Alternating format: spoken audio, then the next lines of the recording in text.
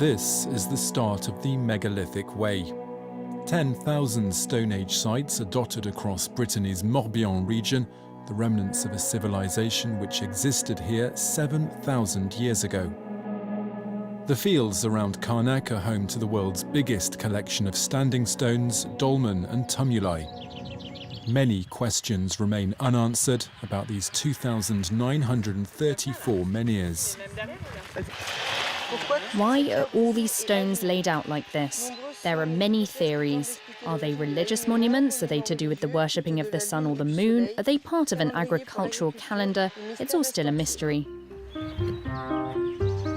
It's very moving because you think of all the people who lived here. To find out how these stones were moved before the wheel was invented, Take it easy, there's no rush. educational workshops have been organised. Let's leave a gap of about 40 centimetres. That's more than enough. Are you ready? Pull. Pull. This group's having a go at moving some menhirs using just muscle power. Great, keep going. We've worked out that each child can pull 100 kilos. We're getting to grips with all the old techniques.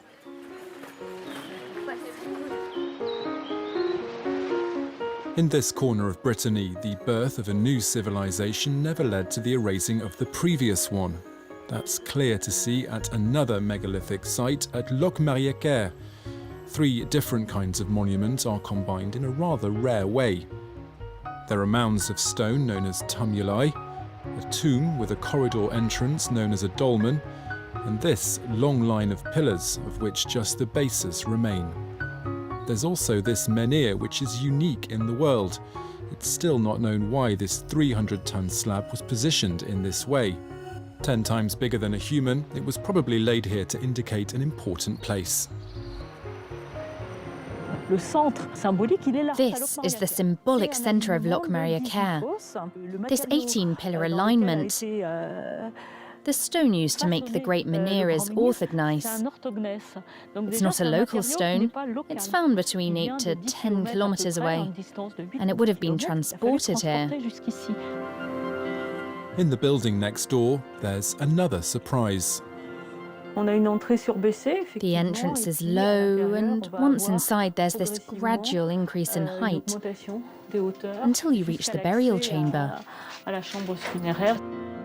Even more astonishing are these symbols on the walls, like this axe with a handle. You have other symbols that are engraved here, like these over here. For a long time we talked about them being horn symbols related to cattle, but that interpretation has changed somewhat now, thanks in part to the work of Serge Cassen, who thinks these images evoke flying birds or boats. We head now to the island of Gavrenis with Yves Coppens. Along with Christine, he heads up the committee which is calling for UNESCO to recognise this whole area of megaliths around the Gulf of Morbihan as a World Heritage Site. Here we have a fairly long corridor, which is pretty rare. All the blocks are joined. They are all engraved. There's an axe. And there are also snakes. It's a kind of language. There's definitely some sort of organisation of these images. Each slab tells a different story. You won't see this anywhere else. The sea has swallowed up some of these monuments, like in El Anik, which is now partly submerged. It's a site that Yves studied at the beginning of his career. We found some special pottery here. Christine tells me that these ceramics were also found elsewhere, but that they probably came from here. They have something to do with rituals. Being here is a great memory for me, because I came here to dive during my early field work. During my first tests, I actually fell to dock on the island. The current was so strong that it just passed right in front of my nose.